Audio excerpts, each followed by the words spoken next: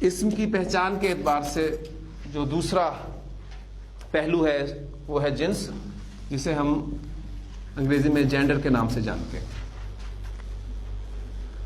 عربی زبان میں بھی اردو کی طرح جنس دو ہی ہیں، مذکر اور مؤنث۔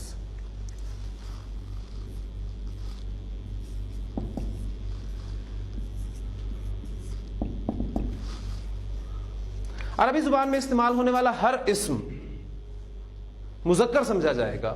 یہ جملہ غور سے سنیے گا، کیونکہ ساری جنس کی بحث اسی جملے پر جو ہے ختم ہوتی ہے۔ عربی زبان میں استعمال ہونے والا ہر اسم ہم مذکر سمجھیں گے جب تک ہمیں اس کے بارے میں اس کا مؤنث ہونا معلوم نہ ہو جائے۔ عربی زبان میں استعمال ہونے والا ہر اسم مذکر سمجھا جائے گا جب تک اس کا مؤنث ہونا معلوم نہ ہو جائے۔ اس کا نتیجہ کیا نکلتا ہے کہ ہمیں کیا مذکر مؤنث دونوں کو پڑھنا پڑے گا؟ اس میں ہم اگر مؤنث کو پڑھ لیں تو مذکر تو سمجھایا، لہذا ہم مؤنث پڑھتے ہیں کہ عربی زبان میں کوئی اسم مؤنث کب کب ہو سکتا ہے۔ تو مؤنث سمجھنے کے لیے چونکہ ہمارا یہاں جو طریقہ ہے ہمارا تدریسی طریقہ ہے، اس کو سامنے رکھتے ہوئے پہلے اردو سے ایگزامپلز لیتے ہیں، پھر انشاءاللہ تعالیٰ وہی باتیں میں آپ کو عربک کے حوالے سے آپ کے سامنے کروں گا تو بات بالکل کلیئر ہو جائے گی انشاءاللہ تعالیٰ۔ مؤنث کو سمجھنے کے لیے کچھ الفاظ میں آپ کے سامنے بورڈ پر لکھ رہا ہوں، اردو زبان میں استعمال ہونے والے وہ الفاظ۔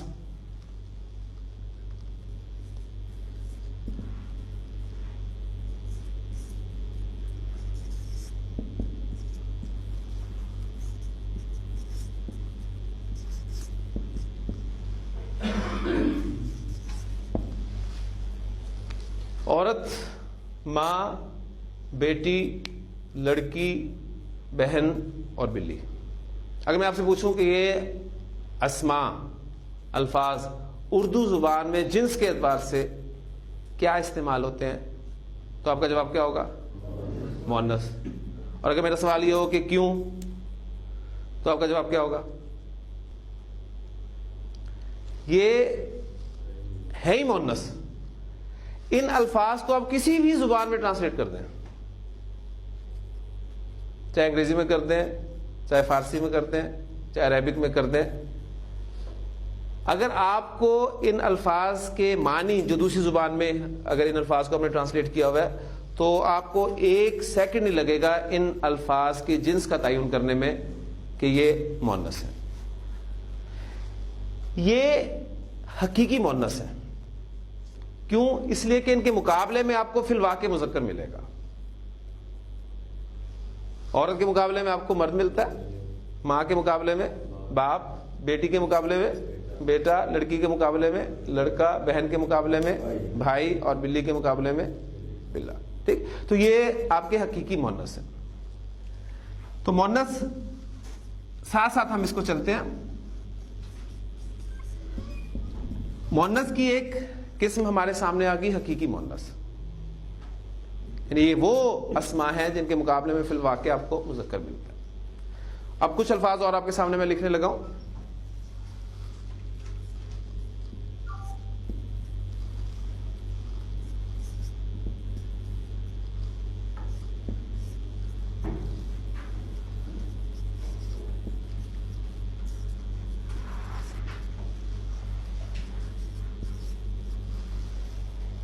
کتاب، دیوار، ناک، آنکھ، کرسی اور سوئی۔ یہ الفاظ ہم اردو زبان میں جنس کے اعتبار سے کیا استعمال کرتے ہیں؟ مؤنث۔ کیوں؟ یعنی یہ مؤنث کیوں ہے؟ یہ اس لیے مؤنث ہے کہ ہم نے انہیں اپنی زبان میں مؤنث بولتے ہوئے سنا ہے۔ یہ حقیقی مؤنث نہیں ہے۔ پہلی بات تو کلیئر ہوئی کہ حقیقی نہیں ہے، تو کیا ہوئے؟ یہ غیر حقیقی ہوئے۔ غیر حقیقی مؤنث میں پھر یہ کیا ہوئے کہ یہ سننے پر آپ کے سامنے آئے۔ تو مؤنث کی دوسری قسم ہمارے سامنے جو آئے گی وہ ہوگی غیر حقیقی مؤنث. تو عربی زبان میں بھی مؤنث کی دو اقسام، موٹی اقسام ہمارے سامنے آتی ہیں. ایک ہے حقیقی مؤنث اور دوسری غیر حقیقی مؤنث. اب مزید یہ جو دوسری قسم آپ کے سامنے آئی ہے غیر حقیقی مؤنث کی، اس فہرست کو بھی میں مزید کلیئر کرنے کے لیے دو فہرست میں تقسیم کرتا ہوں.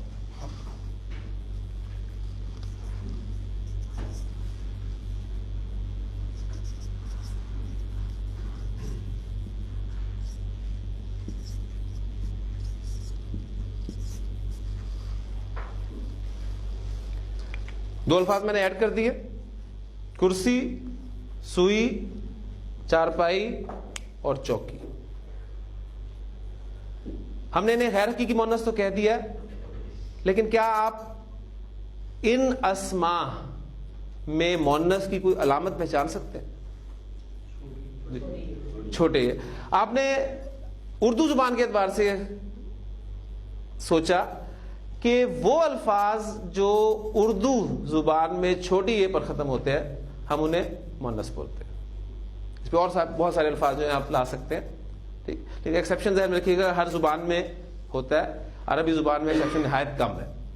تو اردو میں بھی وہ الفاظ جو چھوٹی اے پر ختم ہوتے ہیں لیکن ہمیں انہیں مذکر بولتے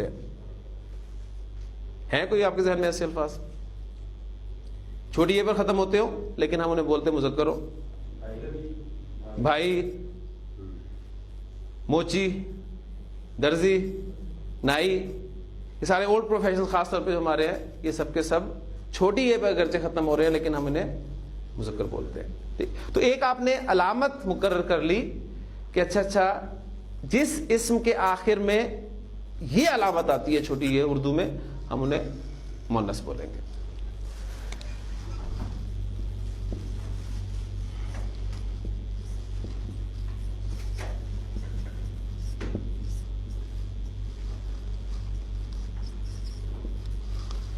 اور غیر حقیقی مؤنث میں جو دوسری فہرست آپ کے سامنے آئی ہے وہ ہے کتاب، دیوار، ناک اور آنکھ. انہیں ہم مؤنث بولتے ہیں لیکن ان الفاظ میں جس طرح علامت تھی پہلے الفاظ میں، ان میں کوئی علامت نہیں ہے مؤنث کی، ہم انہیں پھر بھی مؤنث بولتے ہیں. تو یہ الفاظ، ان الفاظ کا انحصار مکمل ہمارے سننے پر ہوتا ہے، یعنی ہماری زبان میں ان الفاظ کو چونکہ مؤنث ہی بولا گیا لہذا ہم بھی انہیں مؤنث بولنے پر مجبور ہیں. تو غیر حقیقی مؤنث کی مزید دو اقسام آپ کے سامنے آ گئیں، وہ میں اب اس طرح لکھ دیتا ہوں. ایک آپ کی ہے علامتی مؤنث، جس میں مؤنث کی کوئی علامت پائی جائے. اب ذہن رکھیے گا کہ اردو کی علامت چھوٹی یا ہے لیکن عربی زبان میں مؤنث کی علامت کوئی اور ہوگی، اس کے بارے میں بھی آپ کو میں ڈیٹیل سے بتاتا ہوں. اور دوسری غیر حقیقی مؤنث کی قسم جو ہے وہ ہے سماعی مؤنث، یعنی وہ الفاظ جو ہم اہل زبان سے مؤنث ہی سنتے آئے ہیں. اب ان چیزوں کی ہمیں ضرورت نہیں ہے، ہماری گفتگو جو ہے وہ یہاں تک مکمل ہو جاتی ہے. جنس کے حوالے سے جو کچھ ہم نے پڑھا ہے ایک مرتبہ ذہن میں تازہ کر لیجئے. عربی زبان میں جنس دو ہی ہیں، مذکر اور مؤنث، اور عربی زبان میں استعمال ہونے والا ہر اسم ہم مذکر سمجھیں گے جب تک ہمیں اس کا مؤنث ہونا معلوم نہیں ہو جائے گا. مؤنث کی دو اقسام ہیں، ایک حقیقی مؤنث اور دوسری غیر حقیقی مؤنث. حقیقی مؤنث وہ مؤنث ہے جس میں آپ کو فی الواقع، جس کے مقابلے میں فی الواقع آپ کو کوئی مذکر اسم ملتا ہے. صرف ترجمہ کرنے کی ضرورت ہے. کسی بھی زبان کا لفظ ہے، اگر آپ کو اس کے معنی پتہ چل جائیں تو فوری طور پہ آپ فیصلہ کر سکتے ہیں کہ یہ مذکر ہے کہ مؤنث ہے. اس کی ایگزامپل میں دیتا ہوں. ورڈ عربی زبان کا لفظ ہے، اگر آپ کو اس کے معنی نہیں پتا اور آپ سے سوال کیا جائے کہ یہ اسم مذکر ہے یا مؤنث ہے تو آپ کچھ نہیں بتا سکیں گے. آپ کا پہلا سوال یہ ہونا چاہیے کہ اس کے معنی کیا ہے. اگر آپ کو اس کے معنی بتا دی جائے کہ اس کے معنی ماں ہے تو آپ اس کی جنس ایک سیکنڈ لگائیں گے بتانے میں کہ مؤنث ہے. اسی طرح امراۃن ایک ورڈ ہے، اس کے معنی آپ کے سامنے آئے عورت، تو 1 سیکنڈ لگا اس کو مؤنث ڈکلیئر کرنے میں.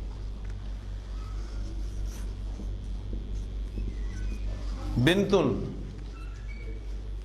بیٹی یا لڑکی کے لیے عربی زبان میں لفظ استعمال ہوتا ہے.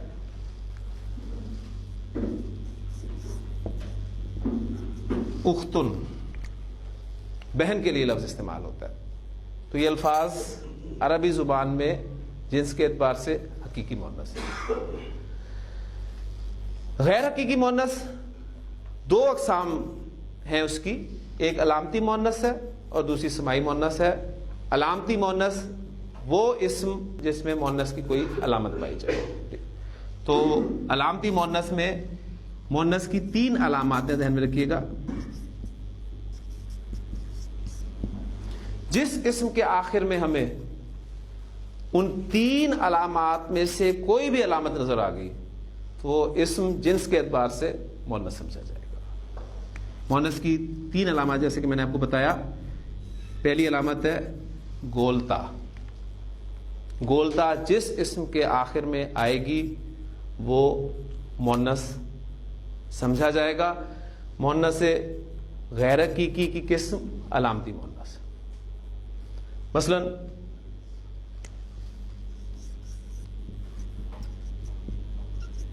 جنتن، گولتا دیکھیے آپ نے، یہ مؤنث اسم ہے. اب ساتھ وہ جو اعراب کا سبق ہے وہ دہراتے رہنا ہے اپنے.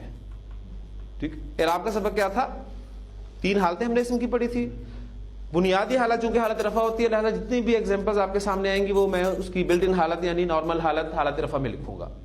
اس کے بعد آپ نے کرنا یہ ہے کہ اس کی حالت نصب اور جر وہ بناتے رہنا ہے تاکہ قاعدہ جو ہے وہ اعراب کا وہ آپ کو نہ بھولے. جنتن حالت رفع ہوگی، حالت نصب کیا ہوگی؟ جنتن. 2 زبر کے بعد الف کا اضافہ ہوگا؟ نہیں ہوگا، کیونکہ گولتا پر ختم ہونے والے اسما ایکسیپشن میں ہے. اور حالت جر کیا ہوگی؟ جنتن. تو اب دیکھیں آپ وہ جو ہم نے کل سورۃ الغاشیہ کی آیات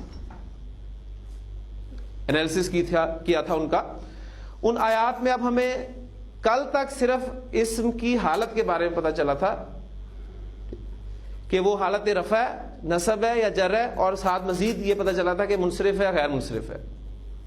آج ہمیں انشاءاللہ تعالیٰ ایک چیز اور ہمارے علم میں اضافہ ہو رہا ہے کہ اس اسم کی جنس کے بارے میں ہمیں پتا چلنا شروع ہو گیا ہے کہ وہ اسم مذکر ہے کہ مؤنث ہے. ٹھیک، جیسے کہ آیات آئی تھی فی جنتن عالیتن. تو اب جنتن ہم نے کل اس کے بارے میں معلوم کیا تھا کہ حالت جر میں استعمال ہوا ہے اور منصرف اسم ہے.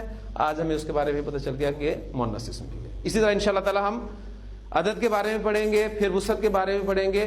پھر جب ہمیں اسم کے بارے میں چاروں باتیں معلوم ہو جائیں گی پھر ہم اس اسم کو کسی ترکیب میں یا جملے میں استعمال کریں گے. اور جب جملے بننے لگ جائیں گے تو یہاں بورڈ پر آپ کے سامنے ہے قرآن مجید کی آیات، احادیث، یہی بورڈ پہ میں آپ کے سامنے لکھوں گا اور انشاءاللہ تعالی آپ ان کا انالیسس کرنے کے قابل ہو جائیں گے اللہ تعالیٰ کی توفیق سے.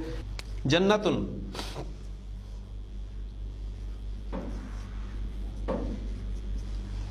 آیتن، حالت نصب کیا ہوگی اس کی؟ آیتن آیتن. عربی زبان میں پنکھا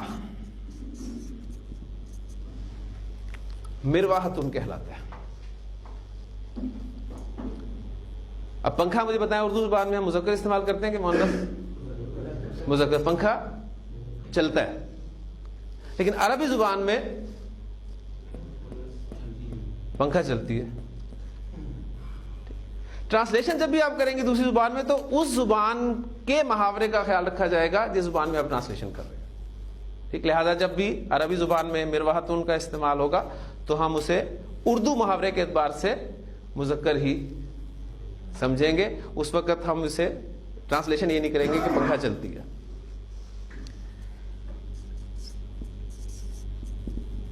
ساعتن گھڑی کے لیے لفظ استعمال ہوتا ہے عربی زبان میں، اور گھڑی آپ کہہ لیں کہ بائی چانس اردو میں بھی مؤنث ہے. کمرے کو عربی زبان میں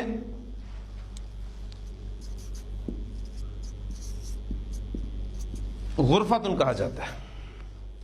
ہم کہتے ہیں کمرہ بڑا ہے، لیکن عربی زبان میں کمرہ مونس استعمال ہوگا کیونکہ اس میں گولتا آپ کو علامت مل گئی. گولتا اگر کسی مذکر اسم کے آخر میں آپ کو ملے ذہن میں رکھیے گا کہ ریئل جینڈر جو ہے وہ ڈومینیٹ کرے گا. تو مونس کی پہلی علامت جو ہے وہ ہے گولتا. جس اسم کے آخر میں آپ کو گولتا نظر آ جائے وہ اسم مونس تصور کیا جائے گا. Exceptions are their.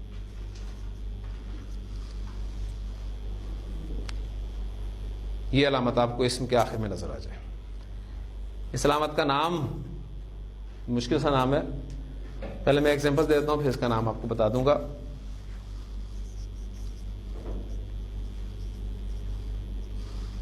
صحراؤ. صحرا ہم اردو میں استعمال کرتے ہیں ریگستان کے لیے لفظ. تو اس لفظ کو ہم اردو میں کیا استعمال کرتے ہیں, مذکر یا مؤنث؟ مذکر. لیکن عربی زبان میں چونکہ اس اسم کے آخر میں یہ علامت آپ کو نظر آ رہی ہے, یعنی یہ ڈیش جو ظاہر کر رہا ہے آخری حرف کو, اس پہ زبر ہے اور پھر اس کے بعد الف اور حمزہ کا استعمال ہے. صحراؤ.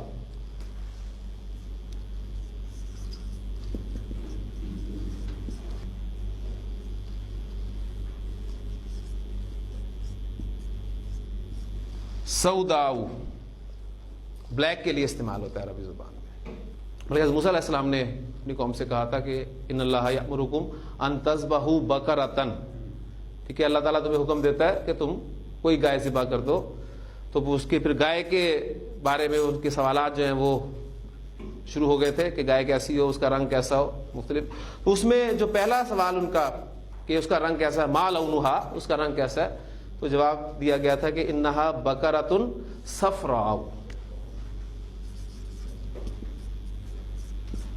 اب بقرۃ آپ دیکھیں گولتا آ رہی ہے اس اسم میں, تو اس کا مطلب گائے حقیقی مؤنث ہی ہے کیونکہ اس مقابلے میں اس میں علامت بھی ہے گولتا اور ویسے بھی وہ حقیقی مؤنث کی زمرے میں آتی ہے. اب اس کے لیے جو صفت استعمال کی گئی ہے زرد کی, وہ صفراء استعمال کیا گیا. اور یہ کلرز ایسے ذہن میں رکھیے گا کہ کلرز یہ